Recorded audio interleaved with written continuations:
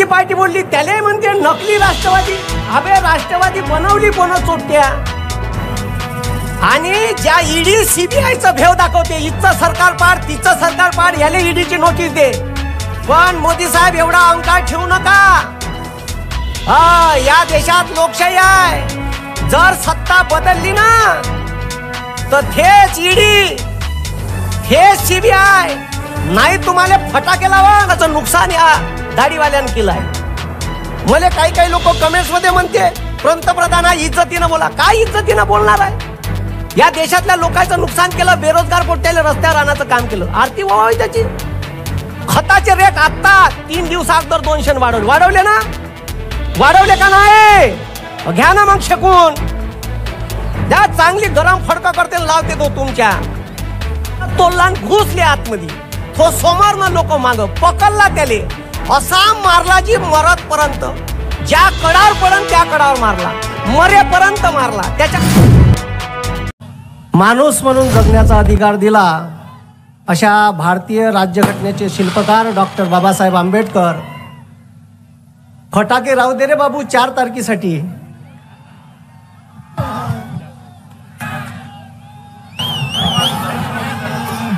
येते आवाज धीर धीर धीर.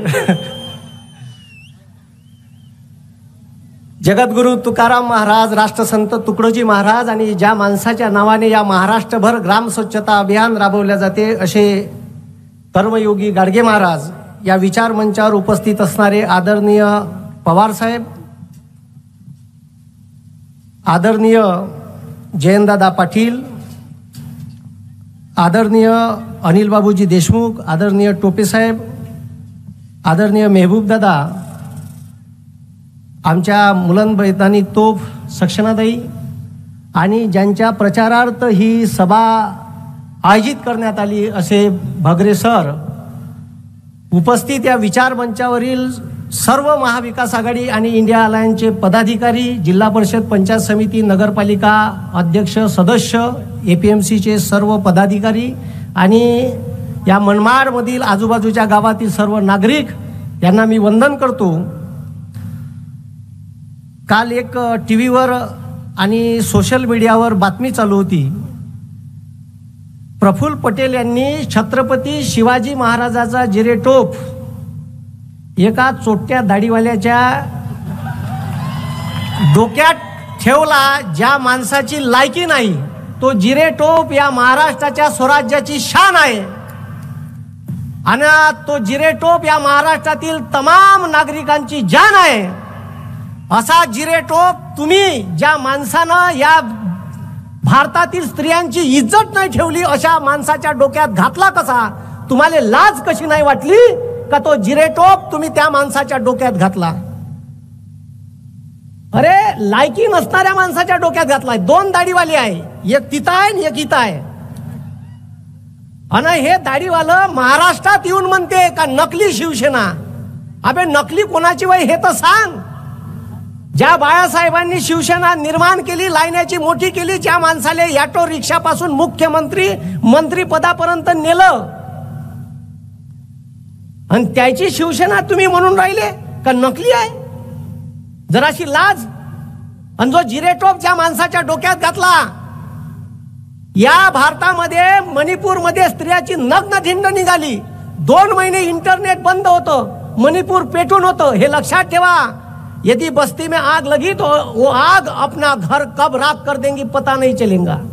ते तिथंच विजवलेली बरी. मणिपूर 2 महिने पेटत होतं, 2 महिने इंटरनेट बंद होतं. 2 महिन्याच्या अगोदर ती घटना घडली आणि 2 महिन्यात तो व्हिडिओ व्हायरल झाला. आणि आमचा देशाचा पंतप्रधान कवडीचा क बी बोलायला तयार नाही. तो बोलून काय राहिला माहिती आहे का? युक्रेन पॅलेस्टाईन वाद, पॅलेस्टाईन इस्रायल वाद, रशिया युक्रेनचा वाद. अरे इथं आपल्या घराले भोगदार पडले हे बुजवणं पहिले. तू चालला तिकडं दुसऱ्याचे घर लिपाले. अरे बरोबर आहे का नाही? आणि 57 दिवसानं बोलते तो, 57 दिवसानं ते 36 सेकंद. या देशातल्या महिला कुस्तीपटू सांगते का आमच्यावर या खासदारानं ब्रिजभूषणनं लैंगिक अत्याचार केला, आम्हाला न्याय पाहिजे, त्याला आंदोलन करावं लागलं. त्याले पदावरून बी नाही काढलं, बीजेपीतून बरखास्त बी नाही केलं आणि त्याची पाठराखण हे करते. तुम्हाला असा भारत पाहिजे का आपल्या आया बहिण्यांची नग्न धिंड निघाली पाहिजे? जर असा भारत पाहिजे नसन तर येणाऱ्या 20 तारखेला इंडिया अलायन्सचा एक एक सदस्य भक्कम करा लागल आणि आपल्याला भगरे सरांना मतदान करा लागल. मुंबईत रॅली काढली, त्या मुंबईतल्या लोकांची चिंता नाही, काही नाही. लोकांचे लहान लहान लेकरं घरी वाट पाहत होते. अरे तिथं मुंबई वय ते काय तुझे घर नाही वय. आणि तुम्हाला सांगतो ह्या जो दाढीवाला आहे याले माहित आहे 10 वर्षात आपण काही कामं केले नाही, लोकांच्या समोर कसं जाव. तर मग ह्या का करून राहिला माहित आहे? ह्या पक्ष फोड, तो पक्ष फोड, शिवसेना फोड, सुरत मार्ग गुवाहाटी 50 खोके माजले बोके. इलेक्ट्रॉल बॉन्डचा फुकटचा पैसा आहे ना दाबलेला, इलेक्ट्रॉल बॉन्डचा पैसा खाल्ला का नाही? हा, मग त्याच्यानंतर पवार साहेबाची पार्टी बोलली, त्याला म्हणते नकली राष्ट्रवादी. अबे राष्ट्रवादी बनवली कोण चोट्या? हा, यायनं घड्याळ चोरून नेली. हे लक्षात ठेवा. 20 तारखेला एवढं मतदान करा भगरे सरांना, एवढं मतदान करा का जे घड्याळ चोरून नेली का नाही ते घड्याळ जेव्हा 4 तारखेला सकाळी काउंटिंग चालू होईल मतदानाची तर ते घड्याळ 10 वाजून 10 मिनिटांनाच बंद पडलं पाहिजे आणि रिझल्ट आपल्या बाजूने असला पाहिजे.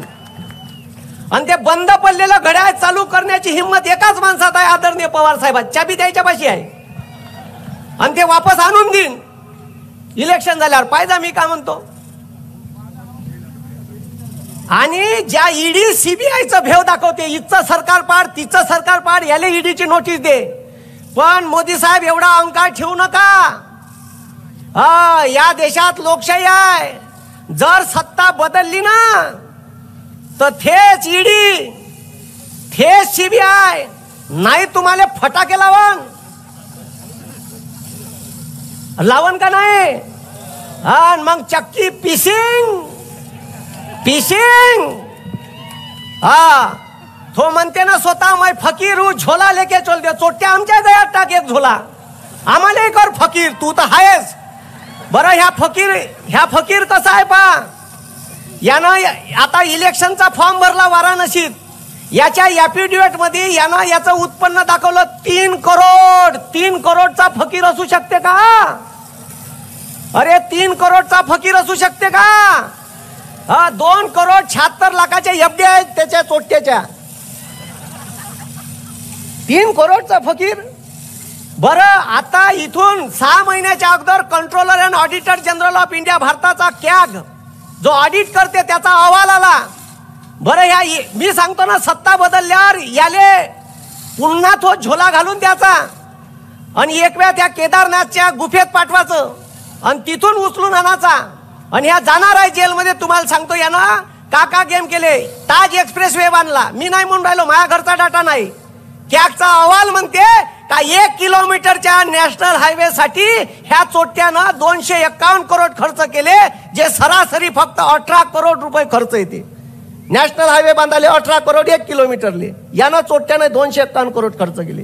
माझ्या घरचा डाटा नाही वय, माझ्या आकडेवारी नाही सांगून राहिलो. मी त्याच्यासारखा फेकूचन नाही. आणि तुम्हाला असं वाटत असन तर गुगलवर फेकू सर्च करा, बंदे त्याचे व्हिडिओ आणि त्याचे फोटो येते. हो, तुम्हाला सांगतो, तुम्ही पीक विमा काढला मागच्या वेळेस, तुमच्या इकडला पाण्यानं कांदा खराब झाला ना? झाला का नाही? किती लोकांना पीक विमा भेटला? माया वर्धा जिल्ह्यात 480 करोड रुपये 1 रुपयात विमा होता, लोकांना भरला. 480 करोड रुपये शासनानं कंपन्याला दिले. 2014च्या अगोदर भारत सरकारची एकच कंपनी विमा काढत होती, तिचं नाव होतं agriculture insurance corporation of India limited. एकच कंपनी, भारत सरकारची. फायदा झाला तर तो भारताच्या तिजोरीत जाचा ना आपल्यासाठी डेव्हलपमेंटले कामी याचा. ह्या चोट्यानं मुक्या, त्याचा भाऊ अन्या, बिर्ला, ह्या चोट्याच्या विमा कंपन्या आणल्या आणि टर्म अँड कंडिशन का म्हणते का शेतकऱ्यानं 72 तासाच्या आत नुकसान भरपाईचा ऑनलाईन फॉर्म भरावा. अबे चोट्या, आमच्या कास्तकाराकडे अँड्रॉइड मोबाईल नाही आहे आणि तू म्हणता 72 तासात फॉर्म भरायचा. अरे काही लोकांकडे मोबाईल नाही असे शेतकरी आहे, त्याला फॉर्म कसा भरायचा हे समजत नाही. कसा करांजी अना आमच्या वर्धेत मागच्या वर्षी 480 करोड रुपयाचा फंड विमा कंपन्याला गेला आणि त्या विमा कंपन्यानं फक्त 76 करोड रुपयाची नुकसान भरपाई दिली.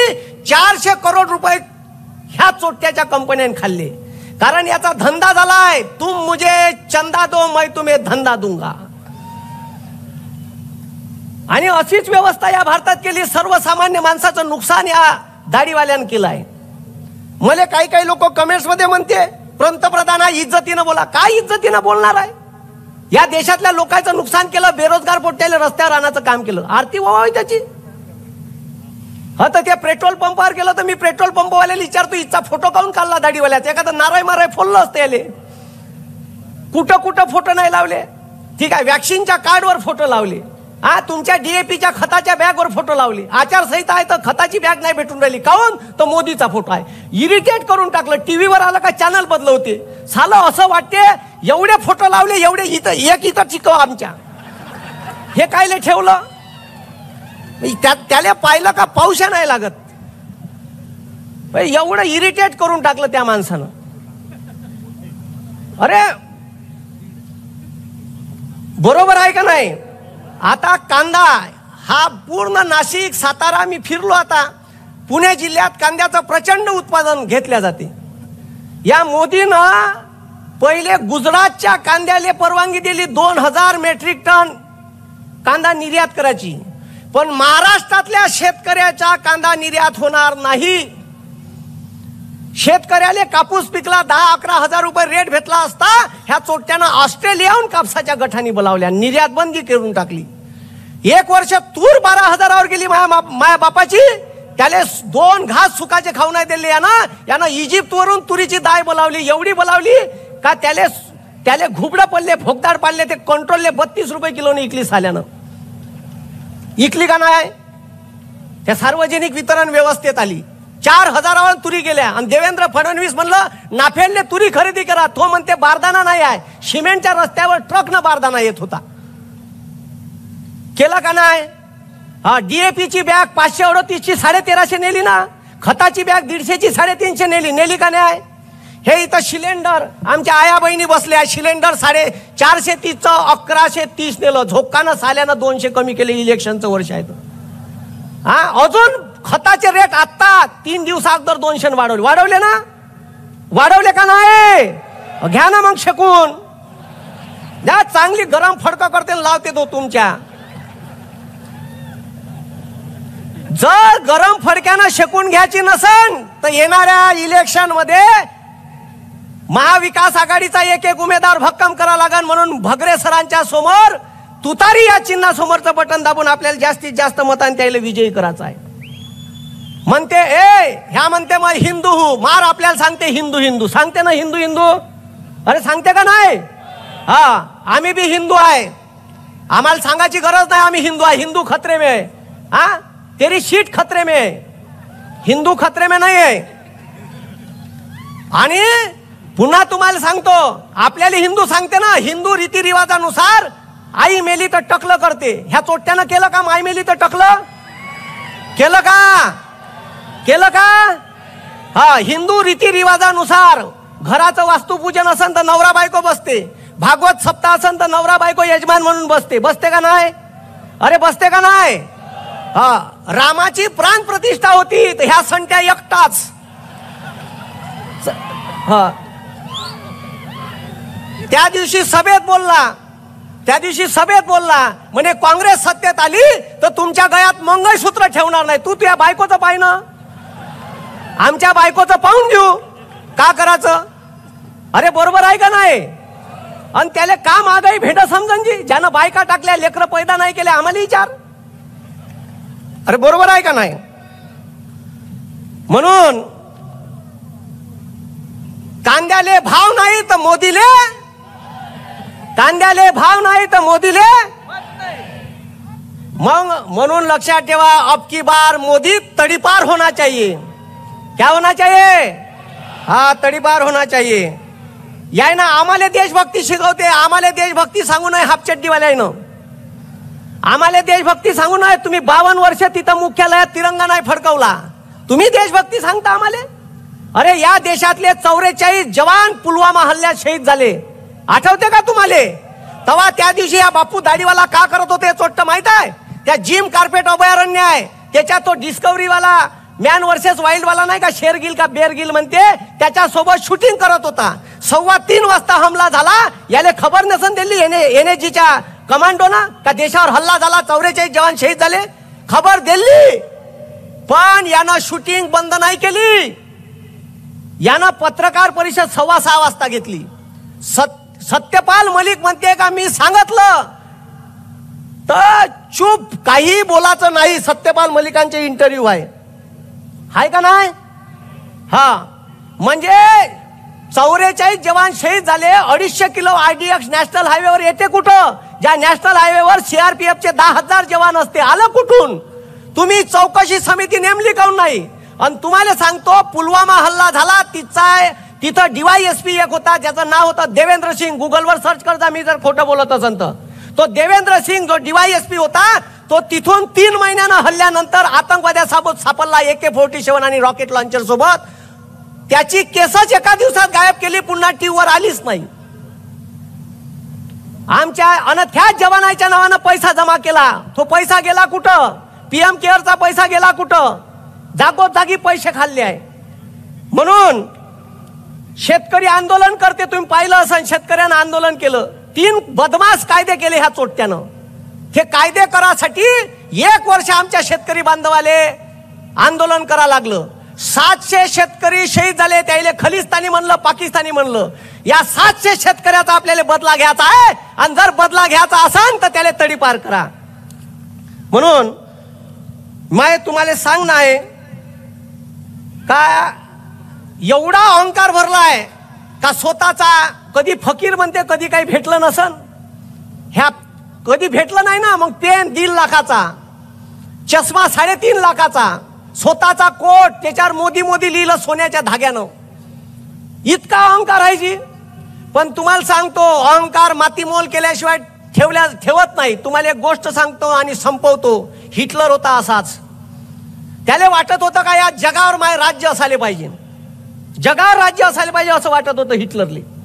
हिटलरनं गॅस चेंबर मध्ये टाकू टाकू लोकायले मारलं. असा चेंबर मध्ये टाके 400-500 लोकायले क्लोरीन गॅस सोडली. मेले 10 मिनिटात का बुलडोजरनं सोडे, बुलडोजरनंच गड्डा खोदेन गाडी. इतका भयंकर होता हिटलर. हिटलरचा सोबती होता इटलीचा मुसोलिनी. दुसरं महायुद्ध संपत आलं होतं. बंदा युरोप बेचिराग झाला होता. पूर्ण युरोप बेचिराग झाला होता. तर 2-2.5 लाख लोक रोमच्या, इटलीच्या राजधानीत रोमच्या चौकात त्या मुसोलिनीच्या, जो हिटलरचा सोबती होता, त्याच्या घरासमोर जमा झाले. लोकांशी पंगा घेऊ नये. लोक का करू शकते त्याची गोष्ट सांगून राहिलो. 2.5 लाख लोक त्या मुसोलिनीच्या घराचा दरवाजा तोडला आणि घुसले आतमध्ये. तो समोरनं लोक माग पकडला. त्याले असा मारला जी मरतपर्यंत, ज्या कडावर पडन त्या कडावर मारला, मरेपर्यंत मारला. त्याच्या बायकोलाही मारलं. लोकांना नागोया करून मारलं. मेल्यावर बी मारलं. आणि तेवढं झालं नाही तर दोरानं त्याचे पाय बांधले आणि 70 फूट वर तर टांगलं. हे लाईव्ह टेलिकास्ट चालू होतं आणि हे हिटलर पाहत होता. तारीख होती, तारीख गुगलवर सर्च करजा, 28 एप्रिल 1945. या तारखेला त्याला मारलं मुसोलिनीले. ते हिटलर पाहून राहिला होता. बस 29 तारीख गेली आणि 30 एप्रिल 1945 ले हिटलरले वाटलं याच्यापेक्षा बेकार लोक आपल्याला मारण. त्यानं 30 तारखेला आत्महत्या केली. हे गोष्ट कायच्यासाठी सांगितली मी याच्यासाठी सांगितली का माया देशातले लोक चांगले आहे. माया देशातले लोक असं काही करणार नाही. म्हणून सत्तेत असणाऱ्यांनी अवकातीत राहावं. जास्त मादल्यासारखं करू नये. नाही तर मग ते लोक होय, ठीक आहे, परसाकडे जाणं बी सुधारणार नाही. बरोबर आहे का? हा, म्हणून मी नारा देतो त्या दाढीवाल्यापर्यंत गेला पाहिजे. जाईन का? दोन्ही हात वरती करून छत्रपती शिवाजी महाराज की, छत्रपती शिवाजी महाराज की. राम कृष्ण हरी, राम कृष्ण हरी.